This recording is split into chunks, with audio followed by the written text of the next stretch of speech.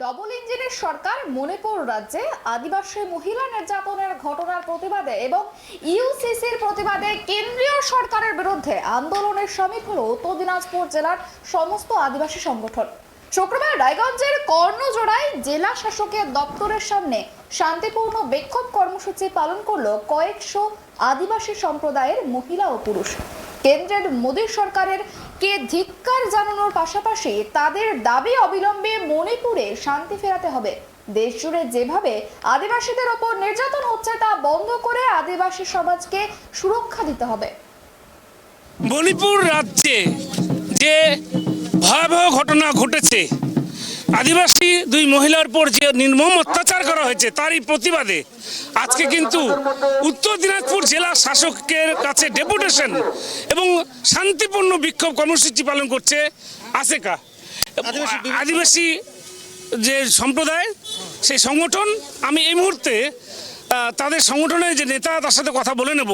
নেপুলিয়ানবাবু, আজকে এই আন্দোলনটা উদ্দেশ্য কি? উদ্দেশ্যে আন্দোলন মূলত মণিপুরে যে নারী নির্যাতনটা হয়েছে সেটা মানব সভ্যতার পক্ষে লজ্জাজনক। সেই বিষয়ে ডেপুটেশন প্লাস হচ্ছে ইউসিসি যে ইউনাইটেড ইউনিফর্ম সিভিল কোড, সেটার বিরুদ্ধে আমরা ইয়ে করতে আসি, ডেপুটেশন দিতে আসি। আমরা দেখছি যে একেবারে শান্তিপূর্ণ আন্দোলন হচ্ছে। এই আন্দোলন আপনারা পরবর্তীতে কি পদক্ষেপে যাবেন? এই আন্দোলনের কর্মসূচি চলতেই থাকবে যতদিন না মণিপুরের জাতি দাঙ্গার আগুন না নেভে, আর যতদিন না ইউসিসি বিল প্রত্যাহার করা হয়। আপনারা কি জেলা শাসকের কাছে কয়েকজন প্রতিনিধি যাচ্ছেন? হ্যাঁ, প্রত্যেকটা সংগঠনে একটা করে প্রতিনিধি যাচ্ছে। কার কাছে? জেলা শাসকের কাছে। ডেপুটেশন দিতে?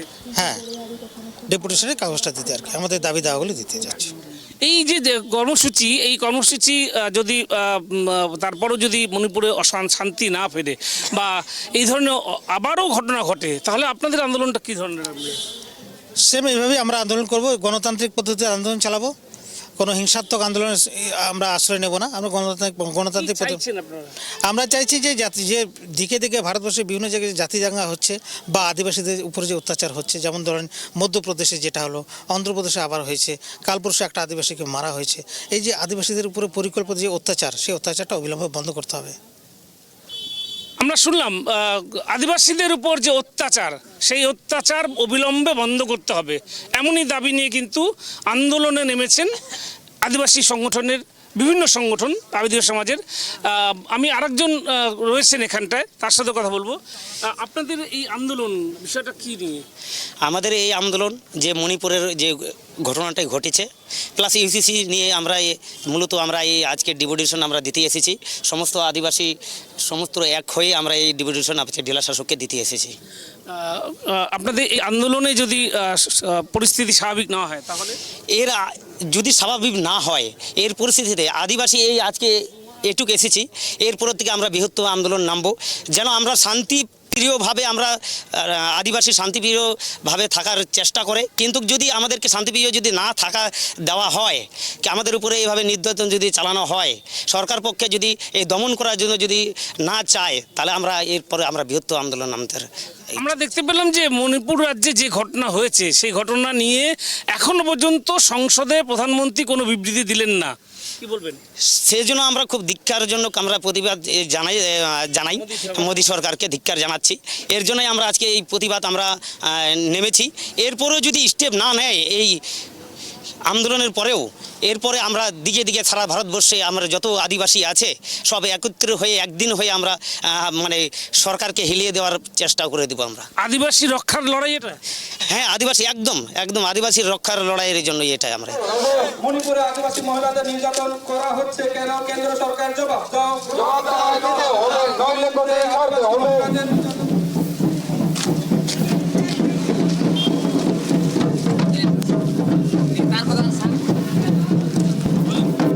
রীতিমতো মাদল বাজিয়ে হাতে তীর ধনুক নিয়ে আজকে কিন্তু শান্তিপূর্ণ ডেপুটেশন দিচ্ছে আশেকা।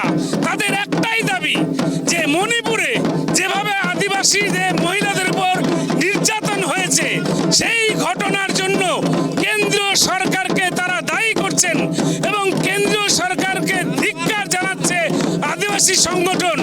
সারা ভারতবর্ষে আদিবাসী নারীদের মর্যাদা রক্ষার দাবিতে আজকে উত্তর দিনাজপুর জেলা শাসকের দপ্তরে ডেপুটেশন বিক্ষোভ কর্মসূচি করছেন আশেকা, এবং এই মুহূর্তে আশেকার প্রতিনিধি তারা জেলা শাসকের কাছে স্মারকলিপি জমা দিতে গেছেন।